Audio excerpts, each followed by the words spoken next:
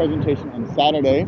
It's a presentation. I don't really even know what it is. They gave me a topic, and it's like between 15 and 45 minutes.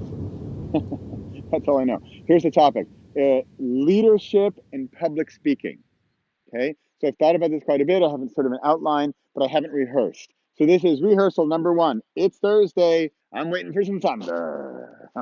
I'm not going to stop doing that. I'm just not. Here we go. I'm going to do this as if I were thrown upon the stage last minute and I had to do this talk. I'm going to keep it under 10 minutes and I'm totally going to wing it, but I'm not going to meta talk. I'm not going to talk about it. I'm going to do it as if really I were here and I had to get it done. It might be super short because for me, I do these rehearsals, these sort of it's like a draft. For me, draft writing is like this. This is what I'm doing right now. Feel free to join me in this Thursday Thunder activity of draft. It's a draft speech. It's probably a better word for that. I don't know. All right, here we go. So I am going to jump on into leadership and public speaking. And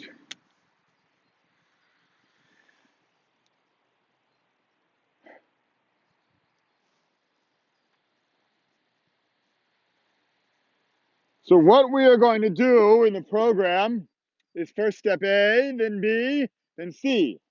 That's the way it's going to be. Are there any questions? No questions allowed. Thank you very much. We're done here. Get to it. Option A. Option C. So we have three options. We could do less. We could do more. We could talk about it. But, right, so A, B, and C. Now, I need your feedback. I want to discuss this, in a communal manner. And we're going to see which of the three plans for the project we'll use. Now, I'm not your leader. I am just a team member, just like you. And we're going to be working on this project together. Okay, are you guys ready? Should we take a break first? Did we get coffee? Are you guys okay? You guys hungry? I'm kind of hungry. Let's take a break. Let's work on it after lunch, and we'll get going with the team presentation. All right. That was a bit quick, but I just gave two different extreme scenarios for public speaking, for giving a presentation. Now, over in the left corner was what I call the dictator. Over here is the democracy. They talk about, decision by democracy, and this is decision by the dictator.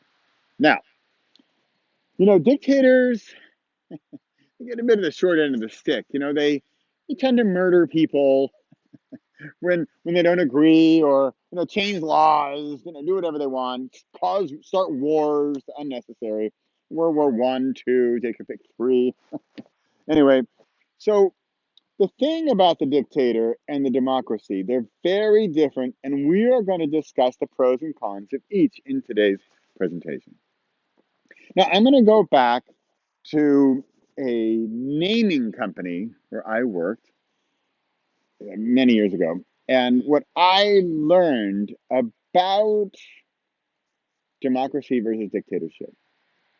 Now, this naming company, if you don't know about naming companies, it's an odd bird. It's a bit of an odd profession. I really enjoyed it. A quick backstory on how I got this job. I was in Hanoi in northern Vietnam. I'm reading a Business Week magazine. And in this magazine, I'm on a trip around the world, right? I'm like, the world is my oyster. I'm just feeling good. And in this article from the magazine, it's talking about naming companies. And in the article, it says, the ideal candidate for this naming person is a linguist with an MBA. Pepper, come on. And I was there in Hanoi. We had just been traveling 10 months around the world. And I was a linguist with an MBA. Not to mention, without a job or a place to live, or even, I didn't even know what continent we were going to live on. Long story, a little shorter. I tear out the article. I go to these three offices that happen to be in the Bay Area, which is where we ended up. And I go in and I say, hey, this guy, that's me. I'm your guy. They pretty much hired me on the spot. I worked at the naming company for years, and it was a nightmare. So we're at a big presentation, and this is back in the day. We're talking like the turn of the century. Did I really just say that? We're talking 2000, 2001, and it's the boom of the dot coms. And I'm living in San Francisco. Silicon Valley's going wild, and what's happening is that these companies are they're very quick to grow. We literally got phone calls saying stuff like, "Hey, we just got $7 million in funding yesterday. We kind of have a company, but we don't have a name. Can you guys come down tomorrow? We'll pay you whatever you want." So we would come down tomorrow, right? So we were finished up with the project, and we'd come up with hundreds of names, and we whittle it down to 40. We might have an interim discussion with them, and then for the final presentation, we'd have like 10 or 12. And from these 10 or 12, we would like that the board, we would present only to the board or maybe just a few people, so the real decision makers in the company. Okay, remember that. We don't present to the entire company. We're presenting to the decision makers in the company, and we would say, "Here's the 12," and then we would not have an opinion about what's better. We would give the pros and cons of each of the 12, but then not give a personal opinion as to why one was better or not. Okay. So then what happened one time is we're at this big corporation, this CEO guy, and he's got his team, his lively team, and they're talking about they making sure that's not like a boswachter over there who's going to get me for having my dog off leash. No. Okay. They are they get the names. We have the 12 names, and then they say, "Thanks so much. These are great. We're not quite sure what we want to do yet. And what we'd like to do is take these 12 names and then have a big meeting with all the 300 people in the company and have them then deliberate, and we'll discuss and talk about what the best name is going to be for the company." And we said, right, I understand how you think that process would be very democratic and that you would get the best name of the bunch. But what's really going to happen is that you're going to end up with the lowest common denominator. And you're going to end up with the name that the people hate the least. Okay? And so you follow me here, right? So we got the democratic decision over here. We're going to give it to the whole company and say, this is the way it is. And then over here, we've got the dictator. And this was my foray, my first introduction into the any positive aspect of a dictatorship. But I got it. I finally got it at that moment. So we advise them, do not even share it outside of this room with the 3 or 5 of you. No, you 3 or 5, you take it back and you decide this is the best name, and here's why. Don't even show them the other 11, or if you get it down to 5, the other 4. Here's the best name. This is what we're going with. This is why. Aren't we all excited? Okay, so did you catch that? We advise them to be dictators. We said, don't ask the people. Oh, those citizens of the world, overrated. No, go to them with strength, with pride, bit of even fear in your voice, and say, here's what we're doing. This is the name. Celebrate with us. You don't even have to tell them about the process. You're just saying, this is what we're doing and why.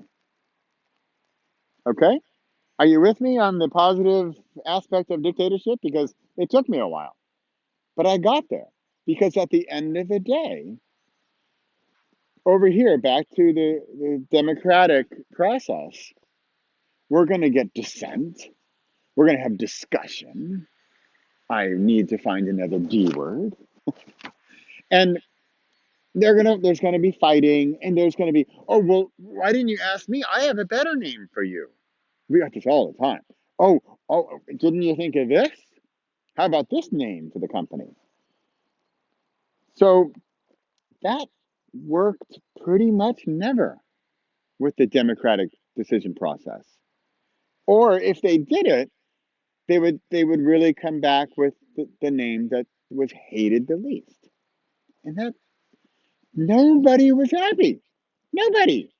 Because then there would still be these internal squabbles, and down the road there would be more squabbles about how, oh, I could have done it this way, I could have done it that way. Oh well, we were involved in the process, but even some people would say this decision is not ours. Back over here, this is the expert viewpoint. I could of course make this a little less dire and talk about the expert and the, I don't know, student or something. But I like the dictator and the democracy because it's even harsher. And we don't want to like the dictator. The dictator is a bad dude. But in this situation, in a decision making process, or when we are sharing a message, can you see how this dictator is, okay, here's the bad side, feared, but he's respected. I mean, respected probably because of the fear. So in your public speaking, we're going to take out, the murder, the threats of violence, the make up laws whenever the existing laws don't work for you. So do you feel how we're gonna shift a little bit away from the murderous mayhem, but we're gonna stick with the this is what we're doing, and it's if you want to say collective decision for us as a government or us as a company or us as a whoever you are, or if it's just you, that's fine too.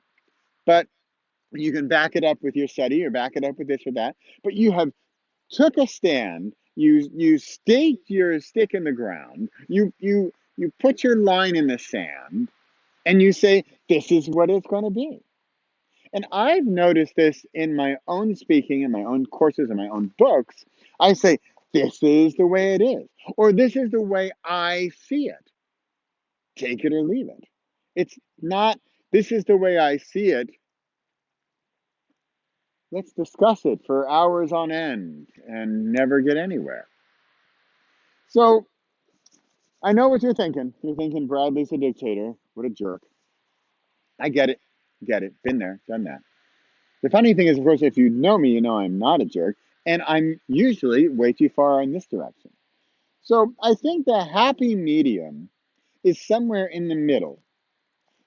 But frankly, for decision making and public speaking, it's a step over towards the dictator. Sure, you want to get their opinions, but do it in a way we're talking about leadership here, where you are the leader. You are, okay, dictator is a bad word. How about leader? How about leader? This is about leadership, right? The leader. You're the leader. The leader in public speaking. The dictator in the government. They're feared, they're respected, they get the job done. You could really take these so negative or so positively, but we're trying to put the twist on leadership to make it positive. So the whole community, the discussion, the groups, the kumbaya, let's do it together. I get it. Let's get to that point. But somebody has to take a stand and make a decision. This is what we're going to do. Often it happens with a deadline or other sort of hard facts that money or deadline or whatever reason that somebody has to take a stand that this is what we're going to do. And the leader is the one who makes that decision. Over here in the community, we're going to discuss it. We're going to get there. But then at some point, you, dear public speaker, dear dictator, dear benevolent dictator, you're going to say, this is what we're going to do. That's it. Okay, I'm done. I swear. that was, I don't know how long that was, but I got my basic ideas across. I wanted to have my this side, that side, and somewhere in the middle, but then want to also pick sides a little bit. That's the dictator in me trying to walk the talk here and say, this is the side I think we should be on.